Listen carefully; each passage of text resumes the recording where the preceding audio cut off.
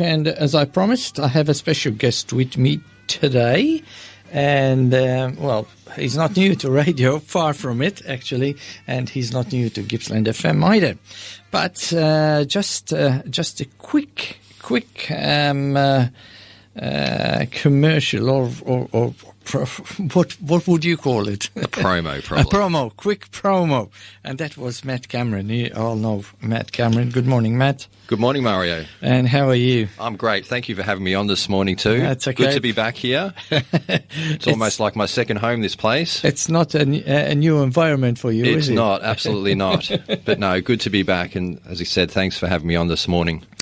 Have a listen. Matt has got a new show, which is happening on Tuesdays, 4 till 5:30 p.m, starting next Tuesday, the 1st of October. And it's called Oz 80.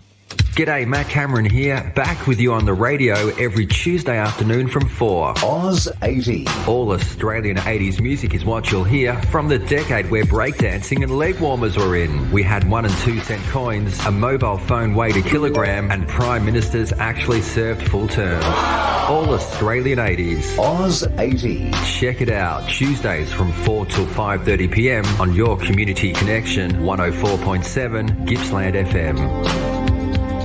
That's my kind of thinking, isn't it?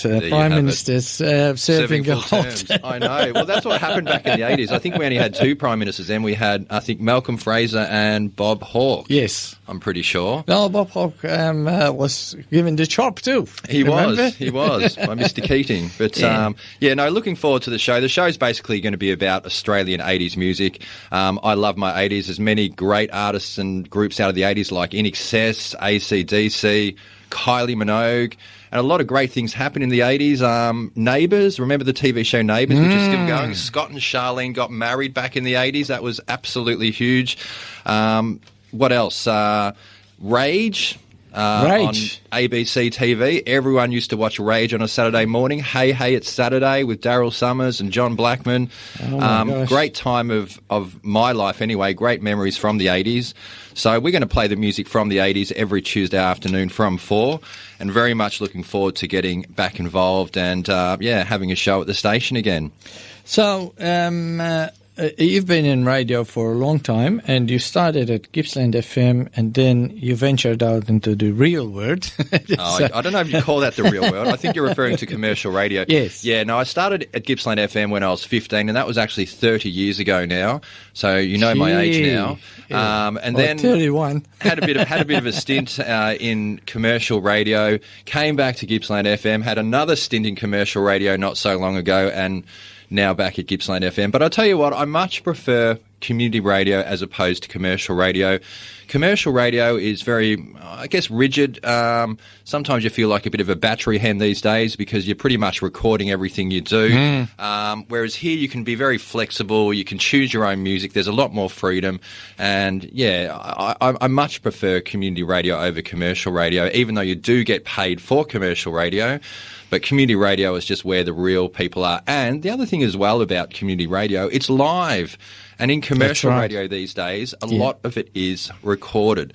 So I believe real live radio is community radio. Yeah, well, it's the same feeling I've got. I can record the show to do the show in Melbourne on 3ZZZ and just send it over and whatever. But I refuse to do that. I want to be there for the people. Absolutely. And you can take the phone calls, you can talk to the people, you can interact live.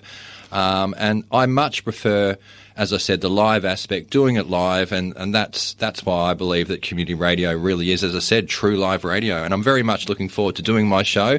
It'll be a bit different because at my last commercial station I was working at locally here, it was something similar, wasn't it, with 80s music? It was. The format they have 70s, 80s, 90s, but every time I was on the air, I was recorded. I might be giving a bit of a revelation away here, but I was pretending that I was live, but I was actually recording all those segments. Sometimes I'd record my on-air bits 10 or 15 minutes prior to going to air, but they were all recorded. Yes. Yeah, and the perception out there is that they're listening to someone behind a microphone, when in actual fact it is a recording. That's right, but you wouldn't know, because the way I suppose that we're told to do our show is we're sort of told to do it to actually fake being live, because you have a computer these days and you can look and you know what time something's going to play it on air, so you can sort of talk in advance and sort of know what time it's going to be. So, but yeah, as I said, it's just being live radio, that's where real radio is, and that's why I'm happy to get back involved with the station, and really looking forward to doing my show starting next Tuesday from 4. This coming Tuesday. That's right, Tuesday the gosh. 1st of October. So, yeah. Well, what's I mean, you're still doing some DJing, because your life is always revolved around music. You were doing DJ and not at the moment. I'm not. As you know, I have a daughter. Yes. She's 11, so I'm her primary carer. So most of the time I'm You've busy got enough looking to do after her. there. I've got lots on my plate, and she's growing up, becoming a teenager, or she's going to be a teenager in a couple of years. So at the moment, that's my main job, trying to be a good dad. But yeah, as I said, occasionally I do a DJing gig every now and then. But yeah, not for a while. Look, I've always looked up to your style of producing a show. It's very tight. You do a huge, wonderful job, which I'll try to imitate, but I can't. But maybe one day. There's always time. The thing is, Mario, I mean, I started here 30 years ago, and people that were actually at this station, you know, gave me the skills and knowledge to be able to, you know, craft that on into the future. I mean, there's a bloke called Arden Hanley that started at Gippsland FM when I think he was 11 years of age, and at the time he was on a current affair for being the youngest ever radio announcer, and he's had a very successful career. He's in the UK now, and he was working at some of the top FM stations, you know, in America. He's won an international awards for his production. So, you know, it's those people that mentored me, and that I was able to work with at a very young age that sort of helped me, I guess, craft my field or my on-air style to, and I used to always love listening to the radio growing up as a kid. Lived in Traralgon, but my parents had a big FM aerial on the roof, so I could actually pick up the Melbourne FM stations. Oh, okay. So I was able to listen to a lot of, you know, I think Eon FM, which is now Triple M, you know, Fox FM. So I was able to listen to a lot of those DJs and those announcers in Melbourne, and that really sort of was able to, you know, help me, as I said, craft my my on-air work. Yeah. With all the gadgets that the young kids have nowadays, and all the online streaming and whatever, is there a future for radio?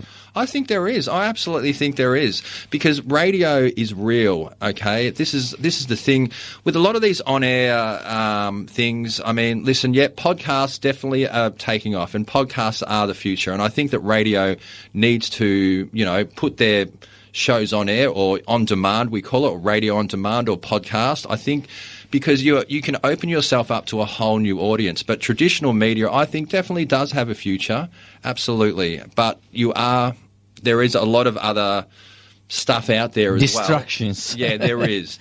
But, you know, as I said, getting back to the fact that it's live, getting back to the fact that it's real, it's happening now, there's always, you know, always demand for that type of information. People watch the 6 o'clock news at night because it's live. They're getting information that's fresh and new.